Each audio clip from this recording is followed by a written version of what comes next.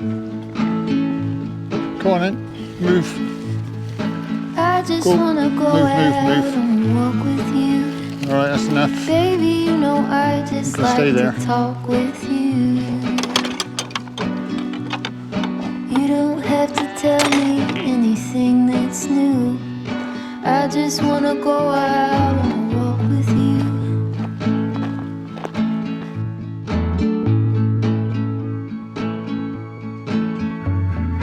I just wanna see your shadow next to mine, sailing over pavement with our two outlines.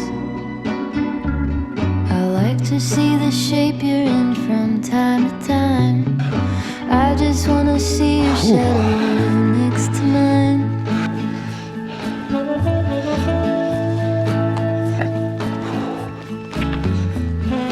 I just wanna see the same things you can see, understand the meaning on a new degree. Maybe that could happen when you're next to me. I just wanna see the same things you can see.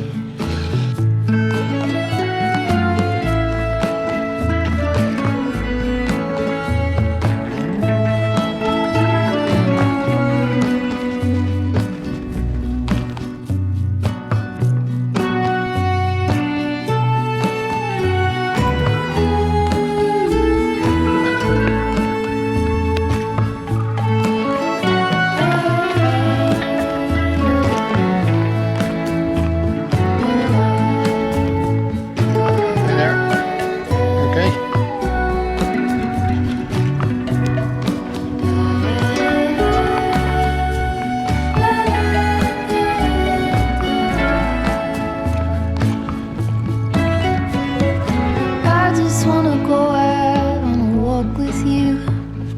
Could be 20 minutes or an hour or two. Baby, you know I just like to talk with you.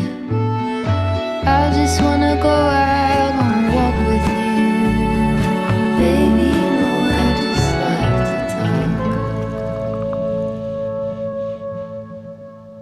talk. Thanks for watching so far and welcome to the channel.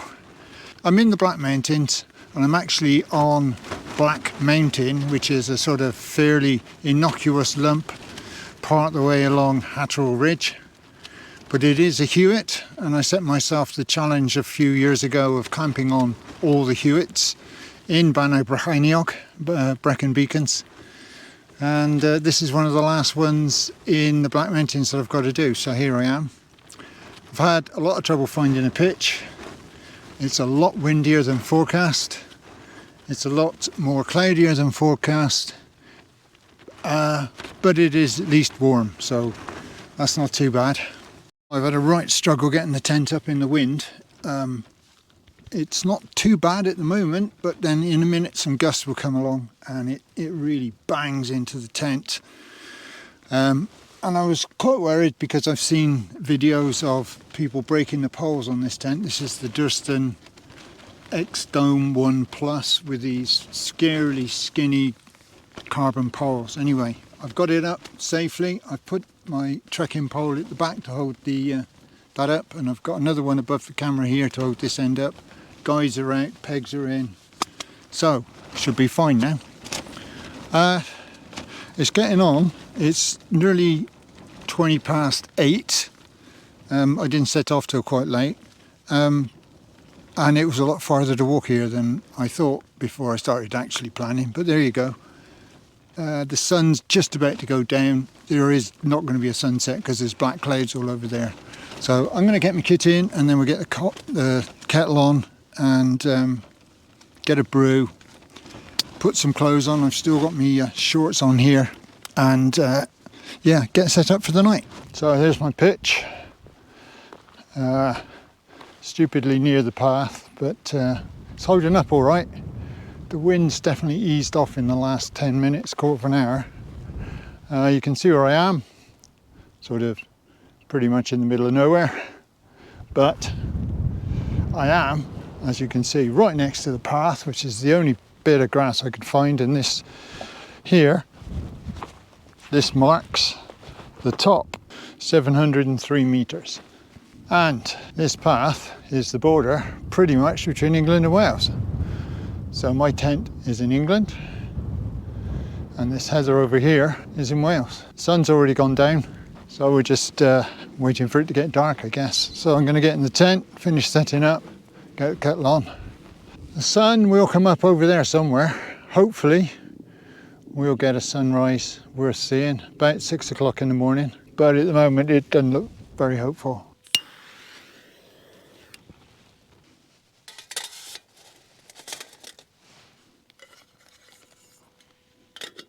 Right, that's the kettle on. Food for tonight. I've got this Ben's plant powered chili non-carne and some rice. Obviously I've got some oxo cubes, and then I've got cheese and biscuits. I've got some different cheese this time. Oops, just thrown it away. I've got some of these Baby Bell things just for a change. And then for supper we have hot chocolate. So tonight's setup, usual Nemo insulated. I've got this new quilt. It's an Australian quilt.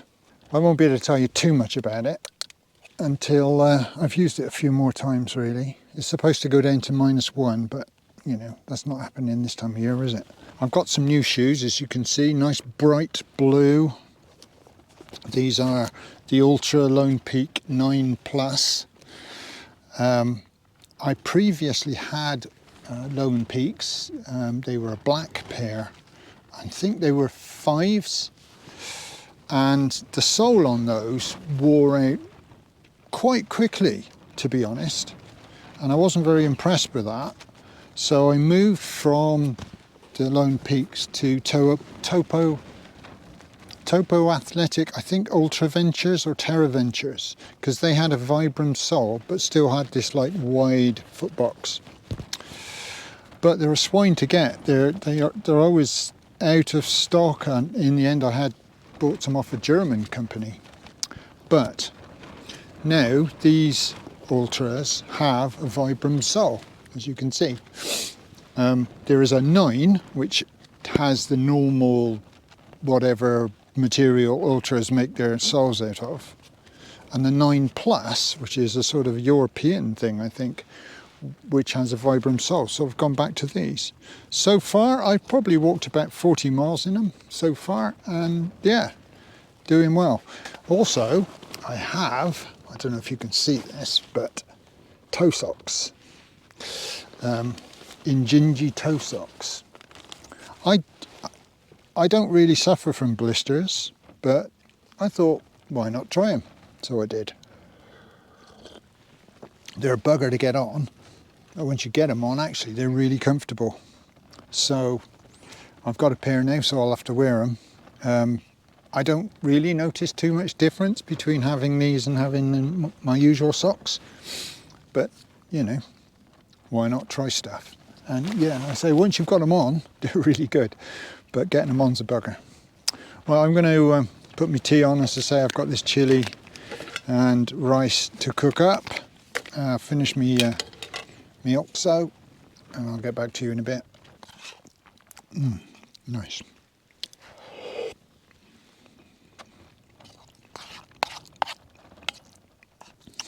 Cheese and biscuits time. Not had with these before. I mean, I've always assumed they're Edam cheese, but I don't know. Baby Bell. When I was a scout leader down at the first Alberton in Lydney, most of the kids down there had nicknames. And one of them, young Mr. Farr, was called Cheesy. I don't know why he was called Cheesy, but he was. Oh, that's pretty. And then a couple of years later, his younger brother come up from cubs into the troop. So naturally, he had to be called Baby Bell. Of course, they're well grown up now with families and all the rest of it. And Baby Bell, this last weekend, I think, ran in the Beacons 50k Ultra. So, well done, Sonny. Oh, that's all right.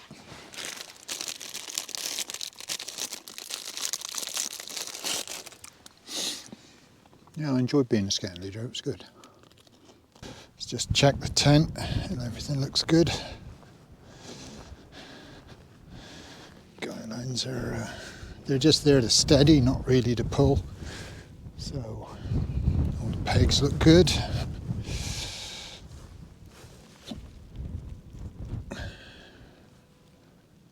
Yep. Yeah, I can handle that. Do you know, I'm not really sure what you can see in this camera. For me, it looks like I'm just a face. Because I've got black on and black behind me. Anyway, I'm ready for bed. So I'm going to get my head down. Sun rises about 6 o'clock in the morning, so I've set an alarm just in case. But at the moment, we're really clagged in. And the forecast for tomorrow is saying that early fog will clear.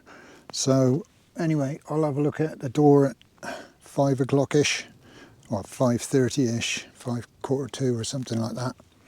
And if there's a hint of a sunrise, I will try and film it. But other than that, I'll get my head back down for another half an hour. Anyway, see you in the morning.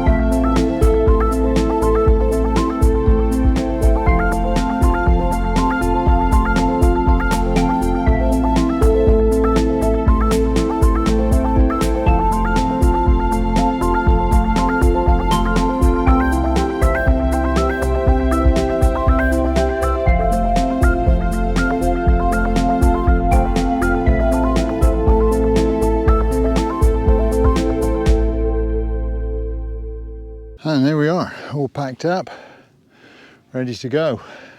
You can see where I've been, a little bit of dry grass. I have a suspicion it rained in the night, but I'm not sure.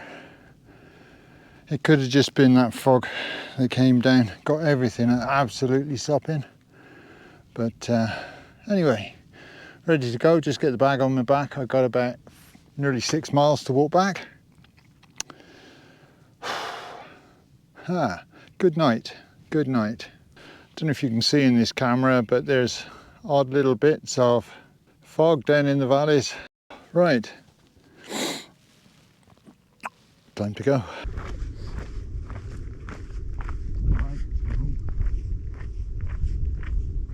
I got all excited then.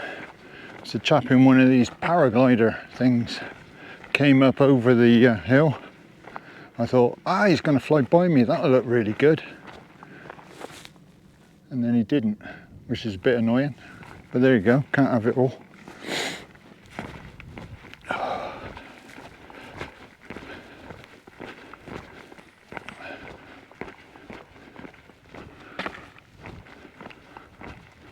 Look at this heather, just amazing, isn't it?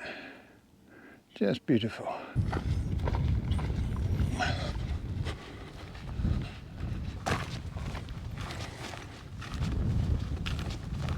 So I'm going to call it a day here. I think I've still got about two and a bit miles to walk, maybe 3. So I just wanted to say thank you very much for watching. It really does mean a lot when people watch. Don't forget to like and subscribe and all that other stuff, and I'll hope to see you in the next one. Bye bye.